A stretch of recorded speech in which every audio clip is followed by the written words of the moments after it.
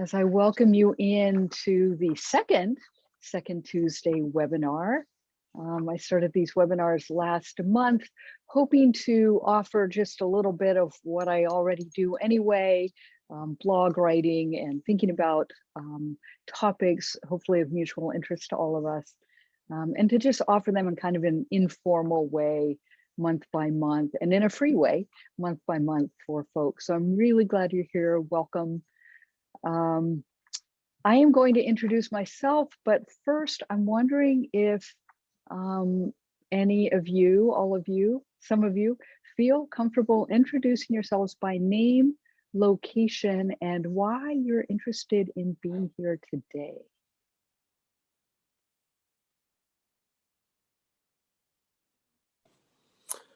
Sure, well, I'll start out. I'm Gordon Haggerty, and this is my first time here. I'm in the Seattle area near the SeaTac Airport. Oh, great. That's where I live, and I've been a long-time resident and excuse me here, long-time resident of the Seattle area. I was born in the Seattle area, but I grew up in Asia and have traveled back and forth there, as well as Africa, doing some work there and things. And so, but I'm pretty well planted here too. So, and I was introduced to you through Roger Moss, who I was getting acquainted with funny. a little while ago, and he said I definitely need to touch base with you and just glean from some of your experiences as well as sharing too. So I'm happy to be here. Great. Welcome, Gordon. Thank you so much. We're neighbors, which I'll share in a minute. You may know already. Does anyone else, you lovely ladies, want to share your name, location, why you're here? Oh, hi there. I'm Métis Shirley Ann. I'm a Buddhist nun who lives in Liverpool, England. And I'm in Liverpool supporting my mother. I actually live in a temple about 10 miles away, but I've been here for like almost a year, looking after mum during this situation we're in. And I came across your work only last week, looking at all of the content for the UN Interfaith Harmony Week. So it intrigued me. So I wanted to find out more. So yeah, so that's wonderful. So I'm here. Yeah. Wonderful, Meiji. Thank you. And as I said earlier, thank you for coming all this way. Ha ha. My name is Laura. I'm in the Boston area of the United States, Boston, Massachusetts. And I came across your courses last week, which I missed via the Parliament of World Religion. So since I've missed those, I'm here just to learn and see, learn about you a little bit more. Wonderful. Thank you so much, Laura, and welcome. A very warm welcome. Warm, especially. Though it's chilly today, and I imagine it's chilly where you are too. Glad you're here. And I'm Lisa Diane McCall. I'm in the Baltimore, Maryland area, of course, in the US. And I'm here because I have been out of touch with you, Jennifer, for a little bit. And Jennifer was my writing coach a number of years ago. So I self-published a novel based on having been in Africa, doing a couple of vision quests that were in the Sahara Desert, and then writing sort of a magical realism novel based on that called The Rhythm of the Soul, A Journey of Loss and Discovery. And it'd be nice to feel you and be in your presence again, Jennifer. So that's why I wanted to. And the other thing I have done is left my job. I been a director of a research study. I have a master's of health science from Hopkins, and I was running a research study. It looks at HIV and people who inject drugs at the School of Public Health at Johns Hopkins, and many years, which then ended up, I just burned out. And I left it last year when COVID came, just at the very moment, April 1st. So because I'm stepping into wanting, trying to continue being more in my life coach business. And so I have more time, and I want to, kind of fill it. Not that there's not enough to fill it, but these kinds of connections that are nourishing, and you get to meet people from all walks of life and other areas. So that's why I wanted to sort of tap in and be around your energy again, Jennifer. You're such a good, nourishing person. Thank you, Lisa. Welcome to all of you. So glad you're here. I admit I had a little moment of loneliness right as we were heading toward 11:30, and I was the only one here in the room. So when you all started coming in, I was like, yeah, great. Well, I was there at 11:30. I'll have you know. I know. I saw my time. that.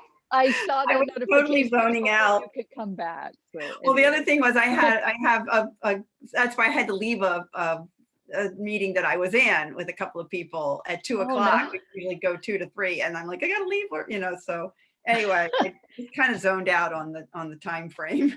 No, it's okay. And I put a clarification on my website because it doesn't say I live in the Pacific Northwest on every single one of my web pages. And it occurred to me that there might with the World Interfaith Harmony Week, and I hadn't put GMT time on. And anyway, so we're all here, and I trust that we're meant to be here if we're all here. So let me just start with a brief intro about me. Since some of you don't know who I am, I'm Jennifer Wilhoit.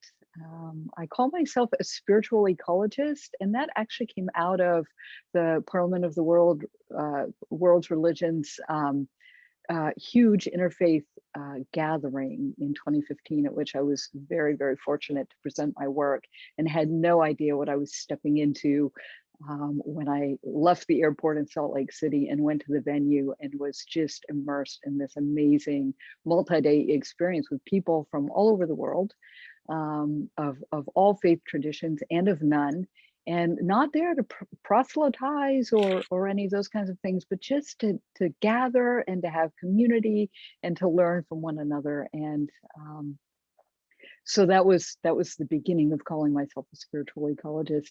I am a writer, a published author. I have this business, a practice I call Teal Arbor Stories, which is really a creative and nature-based support offering for people who are either doing some kind of creative project, such as writing a novel, or a memoir, and also people who are seeking healing in various ways. And so while I'm not a therapist licensed, I am the work I do is very therapeutic, and it draws from a long background in environmental studies, really looking at the connection between what I call the inner landscape, outer landscape, which is the outer landscape. Very obviously is what you see behind me, this beautiful volcano scene in Atitlan, Lake Atitlan in Guatemala, where I was so blessed to be many years ago now. And the inner landscape, which is our emotions, our feelings, our spiritual life, our thoughts, are all of what is internal to us. And I really feel like these are in dynamic dialogue, or can be in dynamic conversation. So I've been studying that, researching that, writing about it, getting degrees in that kind of work for many, many years now. And so I want to just focus today on beauty. When I say beauty, I don't mean some particular aesthetic that we all hold as the same, and the we all have to wear makeup, or we all have to wear certain color clothes, or we all have to look some way, but a more earthy sense of beauty, a more natural sense of beauty. And so my remarks today are not particularly organized or particularly formal, but I wanted to just share a couple of different things, some beauty I've made, some beauty I've written, and just get us thinking about and connecting again to beauty. So, oh, and I should say, I'm dialing in from the Pacific Northwest. I live on a small island in the Puget Sound. And even though I've left a few times for grad school, and once I left for love, and then I brought love back here because I couldn't stand not being here. I am really, really rooted in this Pacific Northwest, and this body and this heritage I carry with me comes from lands far off in Ireland and ancestors with whom I'm very connected. And I think I probably also have a little Dutch blood. That said, I really want to honor right off the bat, or second off the bat, that I'm sitting on the land of the traditional land of the Suquamish Nation.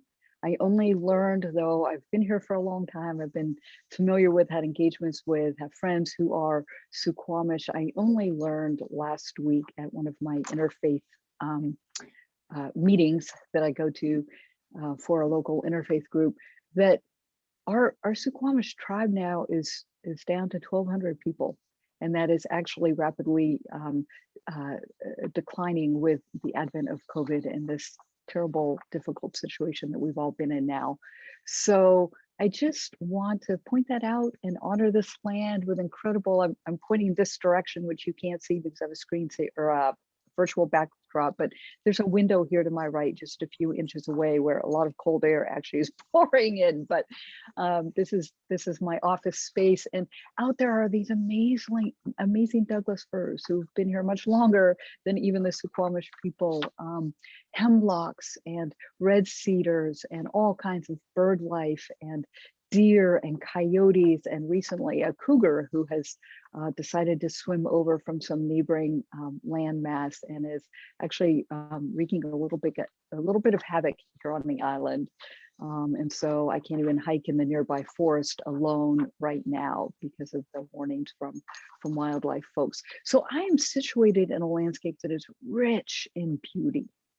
And so I want to start by reading something, and forgive me, I'm going to get a little bit close to the screen because I'm reading off of my blog. This is something I wrote called Elements in Sky. It's not my favorite piece I've written by any stretch of the imagination, but I think it really holds the contrast of the four elements of earth, air, fire, and water. Anyway, there are probably more than four, but those are the four I'm talking about here. It was about 6 months into the pandemic, so this was written several months ago, and it was just after the fires wreaked havoc all over California and Oregon, and floods and hurricanes and floods were decimating communities all over the place. And I was thinking about these extremes of the elements, and how do we find beauty even amidst things that are very difficult. So here is a very kind of like a journal entry that I posted on my blog. It's called Elements in Sky. It's from October 9th, 2020.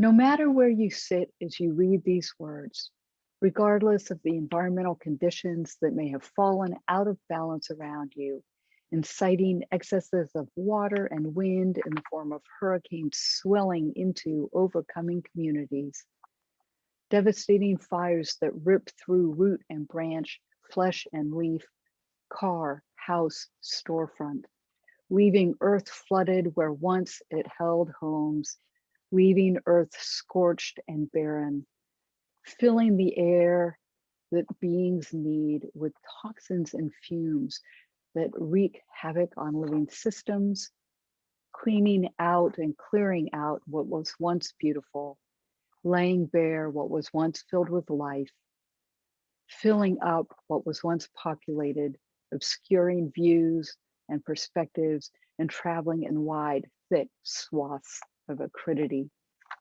Water consuming, fire consuming, wind carrying, earth bearing. The elements are here for us. In balance, they give us life, replenishment for our sacks of water bodies, warmth in which we can comfortably bask and stay thermoregulated, precious life-giving breath, beauty, oh so very much beauty all around us on the landscape, food to stay alive, shelter to stay safe, wild creatures with which we can be in communion, floral delicacies to bless us. This morning, I was driving my car eastbound just as dawn broke open in glory. I found the task of controlling the vehicle a distraction as my eager heart and always beauty-seeking eyes locked onto and savored the lavender, salmon, ecru sky. The sky that holds the moisture in layers of icing sweet clouds, the fire of sunlight rising, the movement of breezes, shifting shapes, the colors mimicking Earth's beasts and landforms. I pulled over the car so that I could just watch this beauty morsel unfolding. So no matter where you are or what you are doing, pause for one decadent moment with your eyes toward the sky.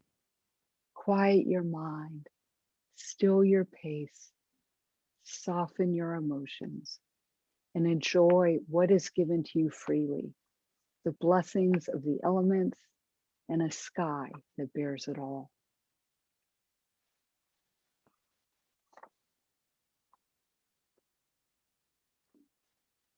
So I feel like beauty is not just that.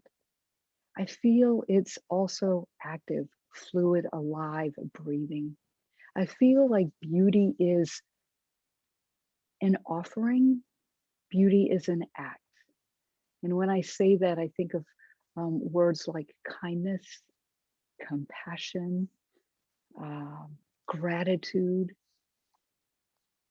So how can we be beauty? How can each of us step in more deeply to beauty? I was thinking about, so before I say that, I'm going to pause and say, I have a history, an academic history of looking at the connection between creativity and the natural world. And I talked about that last month, actually, the webinar, which is posted on my YouTube site. And for those of you actually who missed World Interfaith Harmony Week events, I posted recordings, which are not the whole hour, but a portion of each of those 5 hours from last week. So if you go to my YouTube channel, which you can find through my website, you can access those videos if you are interested. I looked in my grad school years at the connection between the natural world and creativity because I've been propelled by, immersed in seeking out beauty in various forms my whole life, mostly natural beauty in the natural world. And when I say beauty, I don't always mean it's something that we all think is gorgeous. I was drawn this morning to an image in a series of images that were presented to me early this morning, bouquets of flowers and sunsets and beautiful hiking trails. I chose an image of a snail, very up close, with this incredible spiral shell. A lot of people don't think that snails are beautiful. I actually chose them as playmates when I was a child, which is a whole other story. So I don't think that beauty has to be the same for each of us, but I do think we need it, and we need it in its active forms. And when I was studying this academically some years ago, in my PhD work, I was really looking at the connection, the values underlying and the ethics and the practices underlying the use of images and natural resources in crafts making by people who were in co-ops that were crafts co-ops that were situated on the edges of protected areas. That's a whole body of work I'm not going to talk about today, but it's sort of the cognitive or the intellectual foundation for what I'm now doing, which is actually just a random emotional, spiritual grab at and look at an embrace of beauty. And so when I think about beauty today, I think about those actions that make us more whole, that make our planet whole and just and equitable. Those actions that offer kindness in the face of maybe a smack. Those acts of beauty and gratitude that sustain us all, that can sustain us all. When COVID first began, that is, when we were aware that there was this virus and it was very dangerous and we were beginning to have shelter in place orders around the country and around the world, I began to seek out nature's beauty as a balm, as I've always done my whole life, but in a much more focused and deliberate manner. And so I began going into the forest, which I'm very grateful to live near, though right now it's a little bit of a scary place with the cougar, who is killing not just for food, but for some other reasons that nobody has yet determined. And I heard him scream. I heard my first cougar scream a week or two ago, and in the nighttime, and it was very close by, and it was really, really, really scary. I prepared myself by listening to the scream when I heard there was a cougar here, and knowing, having been told that they have a pretty frightful sound. I found some YouTube recordings, and actually one of the YouTube recordings I found of a cougar screaming was exactly what I heard. And as soon as I heard it outside and finished trembling, I went to my YouTube recording and listened to that, and it was like it was the same exact individual. So I haven't been going into the forest as much recently. I don't want to go alone, and usually I prefer to hike there alone, but I went there a lot at the beginning of the COVID crisis, and I started really slowing down. I didn't have all of the social things, as many of us don't, that we have had. No hugs from friends. I rang in a handbells group, no ringing bells. Not even hiking with friends, because at that time we were still in a shelter in place order, and we were not allowed to congregate with people outside of our households. And I started noticing things in my slowing down, things that became beautiful. It happened to be springtime, yay. So things were beginning to come alive again in the world. And I remember going out and noticing, we have a, Gordon, you might be familiar with the many, many kinds of ferns that we have in this area. And some of them are called sword ferns, and they're quite large, very, very, they have fronds they're substantial. They're big, big plants, and they dominate some areas of the understory in our local forests. And the sword fern, when it lies kind of fallow in the wintertime, and then in the spring it begins, and it begins with a very tightly curled brown spiral, really tight bud of a frond. And over days and weeks, and with the right kinds of conditions, of course, of light and warmth, the frond will begin to open.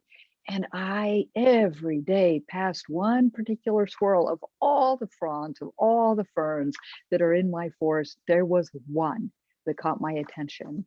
And it was on this really narrow swatch of path. And as I paused, I always hoped that other people weren't coming up the path, because even with masks on, that was going to require my having to dash into the underbrush to not make physical contact with people when we are told to be isolated.